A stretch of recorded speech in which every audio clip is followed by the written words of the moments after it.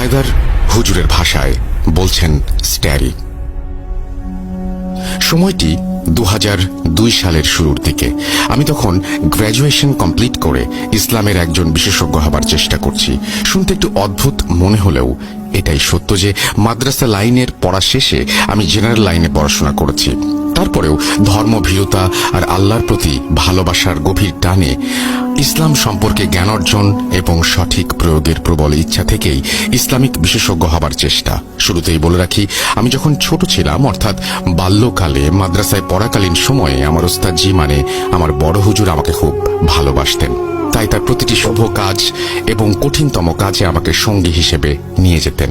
আমি যেমন তার সাথে বিভিন্ন মানুষের নিমন্ত্রণে নৈশ ভোজে অংশগ্রহণ করেছি, ঠিক তেমনি বদ জিনের কবলে পড়া মানুষকে বাঁচাতে রুকিয়ার কাজেও অংশগ্রহণ করেছি। তাই ছোট থেকেই ইসলামের বিভিন্ন বিষয়ে আমার আগ্রহ ছিল প্রবল। মাদ্রাসার গণ্ডি পেরিয়ে আসার কয়েক সপ্তাহ পরেই বড় হুজুর মহান আল্লাহর ডাকে সাড়া দিয়ে এই পৃথিবীর মায়া ত্যাগ করেন। সেই কষ্টটা হয়তো কখনো কাউকে বলে বোঝাতে পারবো না, তবে হুজুরের দেয়া প্রতিটি গেঁথে আছে আর মৃত্যুর আগ পর্যন্ত থাকবে ইনশাল্লাহ। এমনই এক ভোরবেলা ফজরের ওয়াক্ত শেষে আমার দুঃসম্পর্কের একজন মামার সাথে দেখা হয়। ওনার নাম মারজুক হোসেন। মারজুক মামা নাকি আমার সাথে দেখা করতেই আজ এই মসজিদে ফজরের নামাজ আদায় করতে এসেছেন। করমর্দন ও আলিঙ্গন শেষে হঠাৎ এমন প্রয়োজনীয়তার কারণ জিজ্ঞেস করতেই তিনি বলেন, ভাগ্নে, অনেকদিন গ্রামের লোকদের কাছে তোমার খোঁজ করেছি, কিন্তু তুমি শহরে থাকো এই কথাটা ছাড়া গ্রামের মানুষ আর কোনো তথ্য দিতে পারেনি। খুব জরুরি এক কাজে তোমার শরণাপন্ন হয়েছি। প্রায় 1 মাস যাবৎ আমার ছোট ভাই মানে তোমার মেহরাব মামা অসুস্থ। হঠাৎ করেই তার আচরণে কিছু অদ্ভুত পরিবর্তন এসেছে। ঠিকমতো খাওয়া দাওয়া করছে না, আবার সবসময় একা থাকতে চাইছে। অনেকদিন বাড়ি থেকেও বেরোয় না। অনেক ডাক্তার দেখিয়েছি, কিন্তু কেউ কোনো সমস্যা ধরতে পারেনি। তুমি তো এই মসজিদের ইমাম, সবাই দেখিয়েছে, তোমাকে সবাই হুজুর ডাকে। আমি জেনেছি ছোট থাকতে তুমি নাকি অনেক জায়গায় গিয়ে কঠিন কিছু কাজে পারদর্শিতা অর্জন করেছো, আর এখন সেই বিষয়েই পড়াশোনা করছো। তা তোমার ছোট মামাকে একবার গিয়ে দেখে আসবা বাবা। মারজুক মামার কথা ফেলে দেবার মতো কোনো প্রশ্নই ছিল না, কারণ আমার ছোট মামা অসুস্থ। যখন কোনো ডাক্তার দেখিয়েও কাজ হয়নি, তখন অবশ্যই কিছু গন্ডগোল আছে। তাই দেরি না করে ওই দিন দুপুরেই মারজুক মামাকে সাথে নিয়ে সে রওনা হই। বিকেলের দিকে মামাবাড়ি পৌঁছে তাদের উঠানে পা রাখতেই আমার ঘাড়ের দিকটা কেমন যেন ভার ভার মনে হতে লাগলো। বুঝলাম এখানে অবশ্যই অদৃশ্য শক্তির উপস্থিতি আছে। আমি সবার সাথে দেখা করে মারজুক মামাকে সাথে নিয়ে সোজা মেহরাব মামার ঘরে ঢুকে যাই। আমাকে দেখে মেহরাব মামা তো চিনতেই পারলেন না, বরং তার বড় ভাই মানে মারজুক মামার দিকে তাকিয়ে চিৎকার করে বলতে লাগলেন, তোর এত বড় সাহস! তোকে না বলেছিলাম বাড়িতে অপরিচিত কাউকে নিয়ে আসবি না, আর তুই ওকে নিয়ে এসেছিস? এক্ষুনি ওকে নিয়ে আমার ঘর থেকে বেরিয়ে যা, না হলে তোর শেষ রক্ষা হবে না। মেহরাব মামার কথাগুলো শুনে আর তার চোখের দিকে তাকিয়ে আমি বুঝতে পারি ওনার উপরে বদ জিনের আসর হয়েছে। তাই দেরি না করে মারজুক মামাকে ঘর থেকে বাইরে নিয়ে এসে কিছু জিনিস জোগাড় করতে বলি। আমার বলা জিনিসগুলোর নাম শুনে মারজুক মামা বুঝতে পারেন তার ছোট ভাইয়ের ওপর খারাপ কিছুর প্রভাব পড়েছে। তাই তিনিও দেরি না করে জিনিসগুলো সংগ্রহ করে নিয়ে আসেন এবং তাকে নিয়ে আমি মেহরাব মামার ঘরে আসন বসাই এবং রুকায়ার কাজ শুরু করে দেই। শুরুর দিকে খুব একটা সুবিধা করতে না পারলেও বড় হুজুরের শিক্ষা আমাকে ওই দিন সফল হতে সাহায্য করেছে। কিন্তু জিনটা যাবার আগে আমাকে এক প্রকার হুমকির সুরেই বলে যায়, আমাকে না হয় হারিয়ে দিলি, কিন্তু এরপর কি করবি? জিনের এই কথাটা আমি বুঝতে পারিনি, কারণ ছোট মামা বা এই বাড়ির লোকদের ওপর আর কোনো বদজিনের আসর ছিল না। তাহলে সে কার কথা বলে গেল? যা হোক, ওই দিনের মতো আমি সফল হয়ে বাড়ি ফিরে আসি। বড় হুজুর চলে যাবার পর এটাই আমার প্রথম কাজ, আর বড় হুজুরের শিক্ষায় প্রথমবারেই আমি বিজয়ী। ইসলামিক যোদ্ধা হিসেবে নিজের ওপর বেশ গর্ববোধ হচ্ছিল। এভাবে বেশ কয়েক সপ্তাহ কেটে যাবার পর হঠাৎ সেই ফজরের ওয়াক্তে মসজিদে আরো একজন দুঃসম্পর্কের আত্মীয়র সাথে দেখা হয়। সম্পর্কে উনি আমার ভাই, নাম মোহাম্মদ আবু জাফর। জাফর ভাইয়ের সমস্যাও প্রায় একই। তার ছোট ভাই নাকি মাসখানেক ধরে অসুস্থ। তিনি যেভাবে তার ভাইয়ের সমস্যাগুলো তুলে ধরলেন, তাতে করে আমার বারবার মেহরাব মামার কথা মনে পড়ে যাচ্ছিল।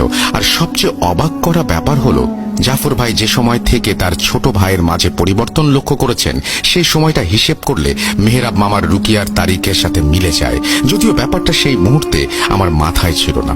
এরপর জাফর ভাইয়ের কাছ থেকে সব সমস্যার কথা শুনে তাকে বিদায় দিয়ে ওই দিন জোহরের নামাজ শেষে আমি তাদের বাড়ির উদ্দেশ্যে রওনা মুহূর্তে আমার মাথায় ছিল না।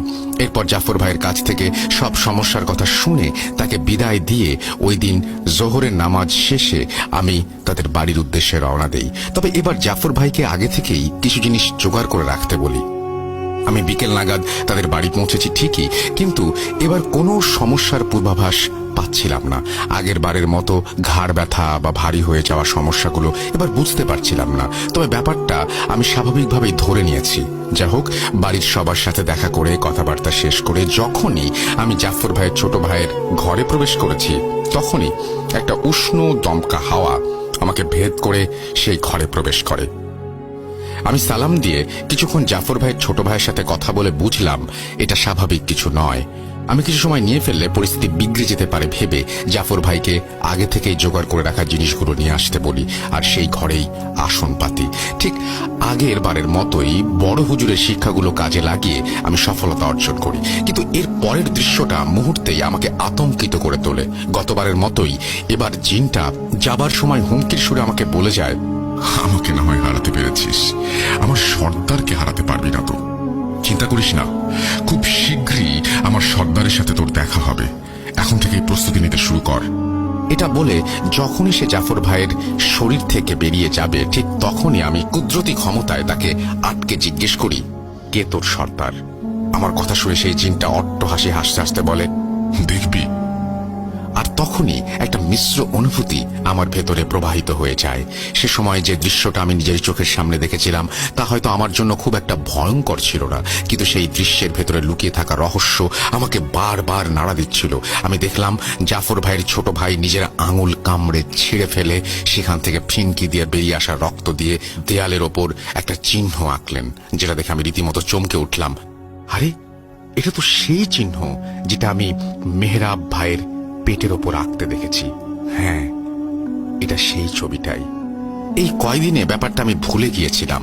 হুমকির সুরে কথা বলে যখন মেহরাব ভাইয়ের শরীর থেকে জিনটা চলে যাচ্ছিল, তখন মেহরাব ভাই যন্ত্রণায় কাতরাচ্ছিলেন, আর ঠিক তখন আমি তার পেটের ওপর নাভির কাছে এই চিহ্নটা দেখতে পাই। তখন ব্যাপারটা আমি খুব একটা পাত্তা দেইনি, কিন্তু এখন আবার সেই চিহ্ন। আমি খুব একটা পাত্তা দেইনি, কিন্তু এখন আবার সেই চিহ্ন। কিন্তু কেন? আমি জাফর ভাইয়ের ছোট ভাইয়ের আঁকা সেই চিহ্নের দিকে তাকিয়ে হতভম্ব হয়ে কথাগুলো ভাবছিলাম। তখন সেই সুযোগ কাজে লাগিয়ে জিনটা তার শরীর থেকে বেরিয়ে যায়। তারপর পরিস্থিতি নিয়ন্ত্রণে এনে আমি সেই চিহ্নের কাছে গিয়ে ভালোভাবে লক্ষ্য করলে দেখি আরবিতে দুটো নাম লেখা। একটা সেই জিনের ওস্তাদের নাম, আর একটা সেই ব্যক্তির নাম যার ওপর সেই সর্দার আসর করেছে, এবং আমাকে কোনো না কোনো উসিলায় সেখানে গিয়ে পৌঁছাতে হবে। না, সেই সর্দারের নাম আমি এখনই বলবো না। আমার জীবনের সেই চরম মুহূর্তের কথাগুলো বলার সময় না হয় তার নামটা স্মরণ করিয়ে দেব। সেদিন আমি আবারও বিজয়ী হয়ে বাড়ি ফিরেছি ঠিকই, কিন্তু সেই আনন্দটা আমি কোনোভাবেই খুঁজে পাচ্ছিলাম না। বারবার মনে হচ্ছিল এই বুঝি খারাপ কিছু ঘটতে চলেছে, হয়তো এমন কিছুর সম্মুখীন হয়ে যাব যাকে আয়ত্তে আনা আমার একার পক্ষে সম্ভব নয়। এভাবে আরো অনেক কিছুই ভাবতে থাকি, কিন্তু এক সপ্তাহ যাবৎ আমার সাথে কিছুই হয়নি। তবে এক সপ্তাহ পর এক অদ্ভুত সমস্যা এসে হাজির হয় আমার দুয়ারে। এবারের সমস্যাটা একটি মেয়ের, খুবই অদ্ভুত এবং রোমহর্ষক। এমন একজন মাকে খুঁজে আনতে পারবেন যে কিনা বিনা কারণে সুস্থ মস্তিষ্কে তার 3 সন্তানকে হত্যা করবে, পর্যায়ক্রমে কাউকে পানিতে ডুবিয়ে, কাউকে আলমারির দরজার মাঝে মাথা চাপা দিয়ে কিংবা বালিশ চাপা দিয়ে খুঁজে পাবেন। এই সমস্যার কথাটা নিয়ে যখন একজন আমার কাছে এসেছিলেন, তখন আমার অবস্থাটা কি হয়েছিল তা কল্পনাতীত। আমি নিজেও কখনো কল্পনা করিনি আমার কাছে কেউ এরকম সমস্যার সমাধান নিয়ে হাজির হবে। আর একজন মা যে কিনা নিজের সন্তানকে হত্যা করতে দ্বিতীয়বার ভাবেনি, পর্যায়ক্রমে 3টি সন্তানকে হত্যা করেছে সে, এটা কিভাবে সম্ভব? এই সমস্যার ব্যাপারে জানার পর যে লোকটি আমার কাছে সমস্যা নিয়ে এসেছিলেন তাকে আমি সেই বাচ্চাদের লাশ দাফন করতে মানা করি, কারণ আমি নিজে গিয়ে সবটা পর্যবেক্ষণ করতে চেয়েছিলাম। এরপর আমি পোশাক বদলে সেই লোকটিকে সাথে নিয়ে তাদের বাড়ি চলে যাই। কিন্তু তাদের বাড়ির ত্রিসীমানায় পা রাখতেই প্রচন্ড শক্তিশালী কোনো কিছুর উপস্থিতি টের পেতে শুরু করি। মনের এক কোণে শঙ্কার কালো মেঘ ঘটা দেখা দিলেও আমি নিজেকে কোনোভাবে সামলে বাড়িতে প্রবেশ করি। কিন্তু মুহূর্তেই আমার চোখে যেন পানি চলে এলো। 3টি শিশুর লাশকে ঘিরে আত্মচিৎকার করছে পরিবারের সদস্য। তারপর মেয়েটার বাবাকে সাথে নিয়ে তার ঘরে প্রবেশ করি। সবকিছুই স্বাভাবিক মনে হচ্ছিল, কিন্তু ক্ষণস্থায়ী নীরবতার মাঝে কতটা নির্মমতায় ঘেরা রহস্য লুকিয়ে আছে তা বোঝা দেয়। তাই সরাসরি মেয়েটাকে জিজ্ঞেস করি, কে আছে তোর ভেতরে? আমার কথা শুনে মেয়েটার হাস্যোজ্জ্বল মুখটা যেন মুহূর্তেই মলিন হয়ে যায়। কিছুক্ষণ চুপ করে আমার দিকে এক দৃষ্টিতে তাকিয়ে থেকে হঠাৎ কান্না বিজড়িত এক পুরুষ কণ্ঠে বলে ওঠে, হুজুর, আমি কিচ্ছু করিনি, আমি কিছু করতেও চাইনি, কিন্তু ওরা আমাকে বাধ্য করেছে এটা করতে। এটা শুনে আমি কিছুটা অবাক দৃষ্টিতে তার দিকে তাকিয়ে ভাবতে থাকি, এটা কিভাবে সম্ভব? মেয়েটার ওপর যে জিন ভর করেছে তাকে কিছু বলার আগে সে নিজ থেকে সবটা বলে দিচ্ছে। কি হচ্ছে এসব? আমি আবার তাকে জিজ্ঞেস করি, কে তুই? কেন এসেছিস? মেয়েটার ক্ষতি করছিস কেন? আমার প্রশ্ন শোনা মাত্র ওপার থেকে একের পর এক জবাব আসতে থাকে, আমি কিছু করিনি, আমি আল্লাহর একজন বান্দা, আমি কিচ্ছু করতে চাইনি, কিন্তু ওরা আমার স্ত্রী সন্তানকে বন্দি করে রেখেছে। আমি ওদের কথা না শুনলে ওরা আমার স্ত্রীকে মেরে ফেলবে। এই জিনের কথাগুলো শুনে আমি রীতিমতো অবাক হয়ে যাচ্ছিলাম, কারণ আমি নিজেই বুঝতে পারছিলাম এটা ভালো জিন, কিন্তু এটা সেই মেয়েটার উপর ভর করেছে। আর কেনই বা তার স্ত্রী সন্তানকে বন্দি করেছে কে, এটা আমি বুঝতে পারছিলাম না। আমি একে একে তার কাছ থেকে সবটা জানতে চাই, কিন্তু মেয়েটা বারবার কার দিকে যেন তাকাচ্ছিল আর পুরুষ কণ্ঠে বলছিল, আপনাকে বললে ওরা আমার স্ত্রীকে মেরে ফেলবে। আমি জানি না সে আদৌ বেঁচে আছে কিনা, কিন্তু আমি আপনাকে সবটা বলতে পারবো না।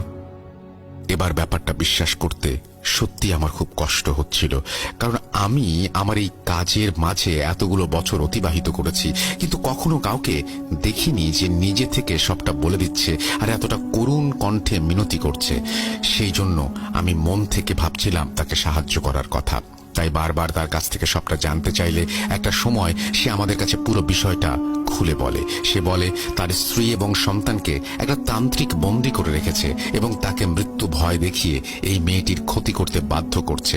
আমি সবটা শুনে সেই জিনকে আল্লাহর ভয় দেখাই এবং একটা সময় তাকে আশ্বাস দেওয়ার চেষ্টা করি, এই বলেছে আমি দুজনকে সমানভাবে সাহায্য করব, এই শর্তে সেই মেয়েটাকে সে ছেড়ে যাবে কিনা। কিন্তু আমার এই শর্তের জবাবে সে যা বলে তা ছিল শরীর শিউরে ওঠার মতো। সে বলে, মেয়েটাকে না মেরে আমার পক্ষে এখান থেকে যাওয়া সম্ভব নয়। আমার মূল উদ্দেশ্য আমার পরিবারকে বাঁচানো, আর আমি ওকে না মারলে একের পর এক দুর্ঘটনা ওর সাথে ঘটতেই থাকবে। আপনি কোনোভাবে ওকে বাঁচাতে পারবেন না, কারণ আমি একা নই, আমার সাথে আরো দুজন আছে যারা ওকে মেরে ফেলে